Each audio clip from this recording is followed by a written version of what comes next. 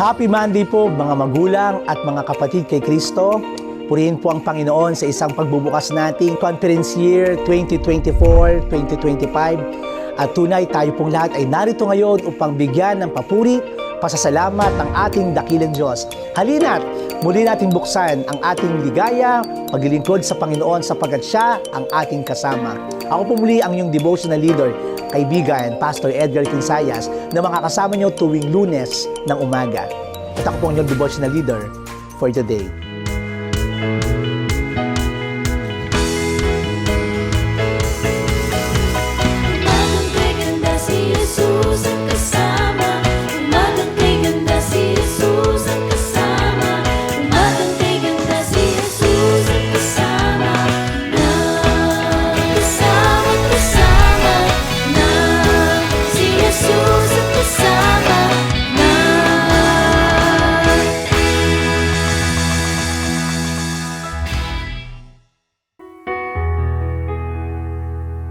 Blessed morning, everyone.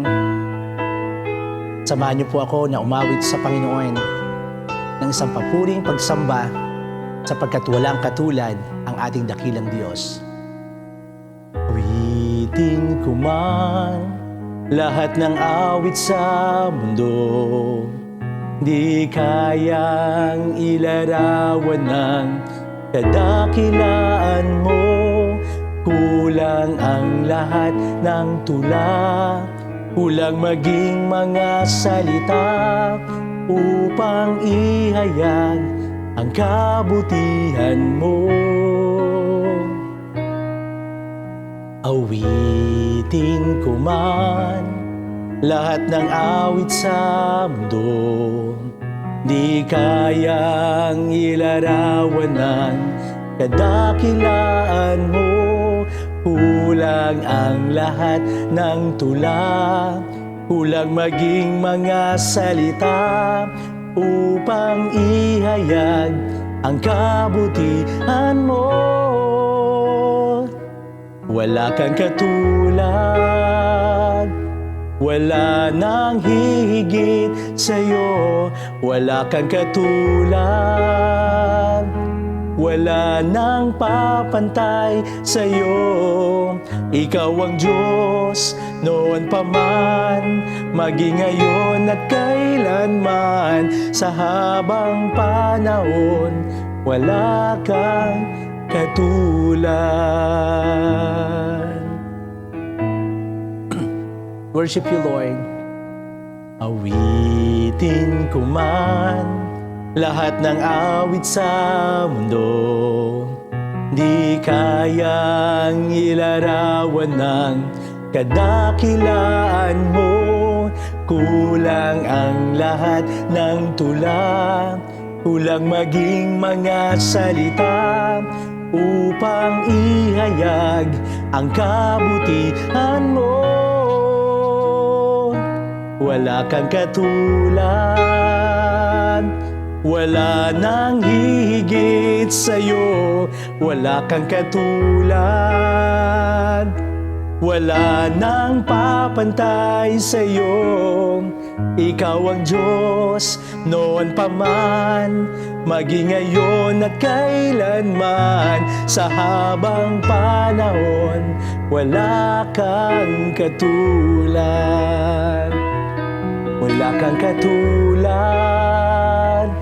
wala nang higit sa'yo. Wala kang katulad, wala nang papantay sa'yo. Ikaw ang Diyos noon pa man, maging ngayon at kailanman. Sa habang panahon, kang katulad. Sa habang panahon, wala kang katulad.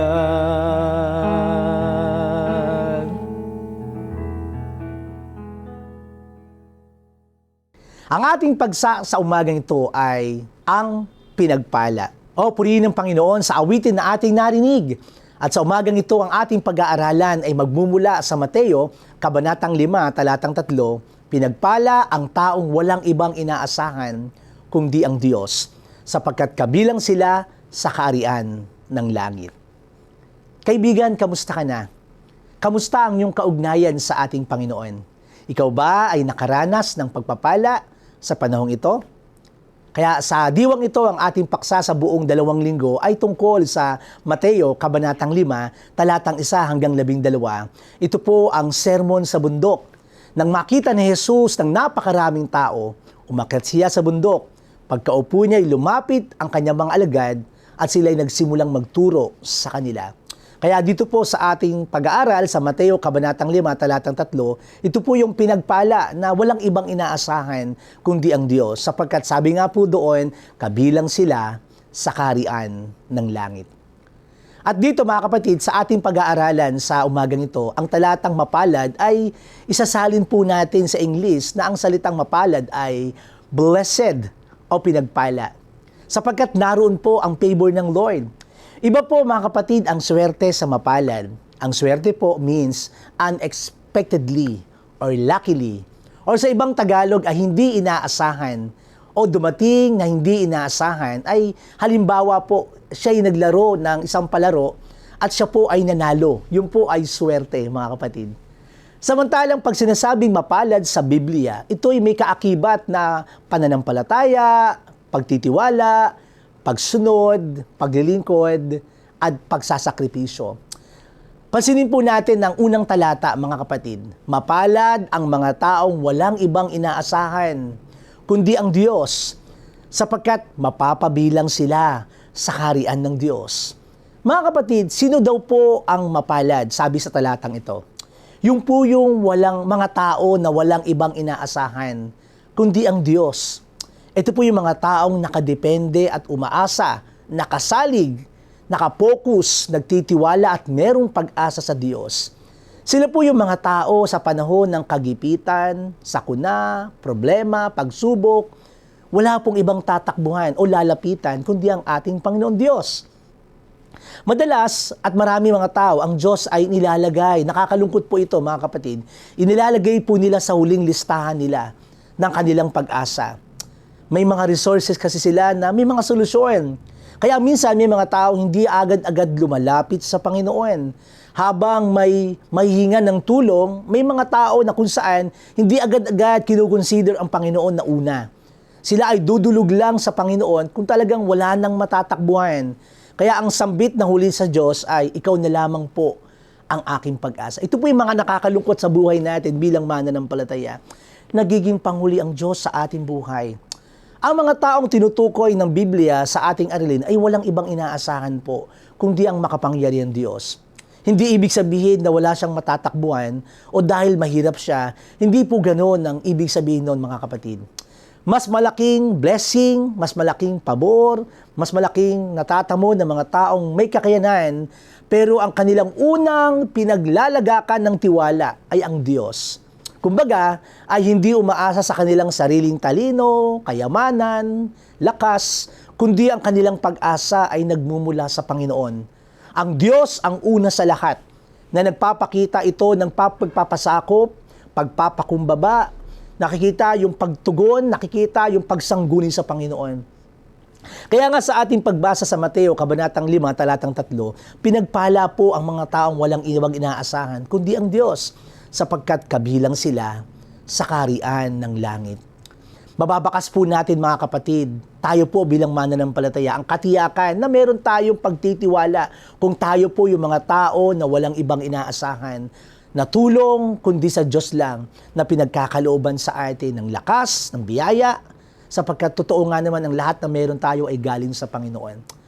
Tunay nga po ang buhay sa mundong ito ay maihahalin tulad natin sa isang aklat ng paglalakbay na walang ibang inaasahan na tayo, kundi ang Diyos. Kung saan minsan tayo ay napakaraming pakikipagsapalaran. Minsan, hindi po natin tiyak ang mga pangyayari. Di natin alam kung ano ang naghahantay sa atin, mga kapatid. Subalit, meron pong kapanatagan kung ang Diyos ang siyang ating uunahin at nakaagapay sa atin. Sa buhay, hindi po natin maiwasang dumaan sa iba't ibang kabanatang magulo, nakakalungkot. Kung minsan may mga magbibigay sa atin ng saya, pagluha, maging ng katagumpayan o kasawian. Subalit tulad ng pangako ng Diyos sa kanyang salita, pinagpala ang taong walang ibang inaasahan kundi ang Diyos. Naway panghawakan po natin mga kapatid ang kanyang pangako. Buong pagtitiwala pa rin natin hawakan ang mga haharapin natin sapagkat ang Panginoon ang siyang tumutulong sa atin. Ang lahat ng Kanya ay sa atin. Ang lahat ng pinagkatiwala. Alam natin na malalampasan natin ang anumang ito sa tulong niya na patuloy na sumasaklolo at umaalalay sa atin kung tayo po ay magtitiwala sa Kanya. Sa kabilang dako, ang mahihirap o walang kakayanan ay wala talagang maasahan kundi ang Diyos sa buhay nila. Kaya ang talata ay nagdidiin doon sa salitang mapalad. Mapalad, mapalad, mapalad ang mga tao walang ibang inaasahan. Hindi sinasabing mapalad ang mga mahihirap, hindi po. Mapalad ang tao na kung saan dahil wala silang ibang inaasahan kundi ang Diyos.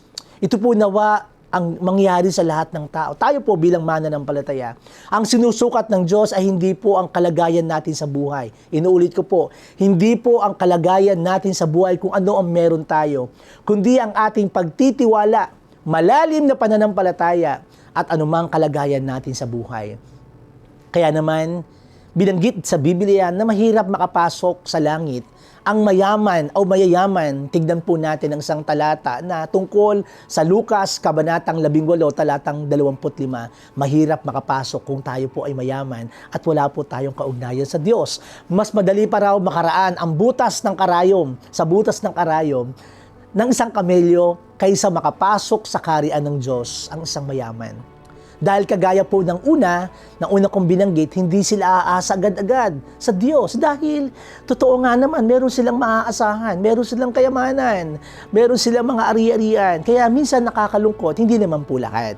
May mga mayayaman na ang Diyos ay kinikilala nilang pinagmulan. Ito po yung maganda. Nawa, meron mga mayaman na ang tanging Diyos lamang ang kanilang kinikilala na pinagmulan ng kanilang tinatangkilik, higit na umaasa sa magagawa ng Diyos sapagkat ang lahat ng meron sila ay pinagkatiwala ng Diyos. Nawa, hindi sa kanilang kayamanan maituturing din mapalad dahil mapapabilang sila sa kaharian ng Diyos. Naway gamitin ang kayamanan para sa kapurihan ng Panginoon.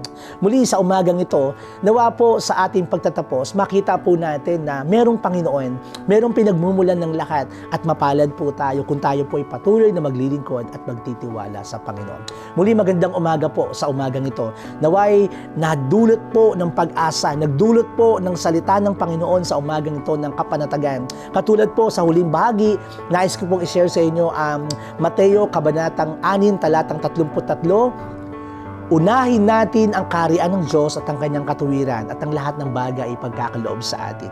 Seek ye first the kingdom of God and His righteousness, and all these things shall be added unto us. Kung tayo po ay patuloy na aasa, magtitiwala, mapalad po tayo mga kapatid sapagkat wala po tayong ibang inaasahan kundi ang Diyos. Nawa po, pinagpala po kayo sa umagang ito. Unahin po natin ang Diyos. Ilagak po natin ang ating pagtitiwala at sa ating pagbukas ng buong linggong ito, magdulot nawa po ito ng pag-asa. Magdulot po ito ng inspirasyon ang mga salita ng buhay na ating pinag-aralan. Tayo po ay manalangin. Pinapupurihan, sinasamba ka namin, aming Panginoon. Dalangin po namin, Panginoon, na ang iyong mga salita, O Diyos, ay magkaroon ng kapangyarihan sa aming mga buhay. Tulungan mo kami na patuloy kaming lumakad, magtiwala, umasa sa iyo lamang po, Panginoon. Hindi po sa aming sariling kakayanan. Salamat po. Sisimulan po namin ang linggong ito na nasa iyo piling, Panginoon. Nasa iyong pagtitiwala. Lord, pagpalain niyo po ang lahat ng mga anak mo na papasok sa kanilang mga eskwelahan. Sila po na magnenegosyo, sila po na magtatrabaho. Ingatan niyo po ang mga anak mo. At dalangin namin, Lord, patuloy po namin kayong makasama, maranasan sa aming mga buhay. Ito po ang aming panalangin. Sa ngalan ni Kristo. Amen.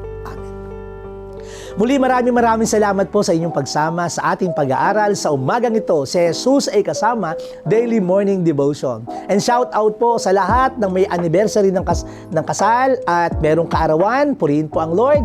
Naway pagpalain po kayo ng Diyos at patuloy na gamitin para sa kanyang kapurihan. See you again next Monday and every day. If kayo po ay na-bless, feel free po to share this or tag with your friend. And don't forget po to subscribe Nax UMC PH and please hit the notification bell to get notified when we post new videos. At kung kayo po ay pinagpala, maaari po kayo mag-share o mag-pledge sa ating GCash account o bank account na makikita nyo po sa ibaba ng yung screen. Muli po, ito po ang inyong kaibigan, kamanggagawa, Pastor Edgar Quinsayas, na lagi nagsasabing, hindi po tayo iiwan, pababayaan ng ating dakilang Diyos ngayon at magpakilanman. Amen. Amen. God bless po! God bless! Happy Monday!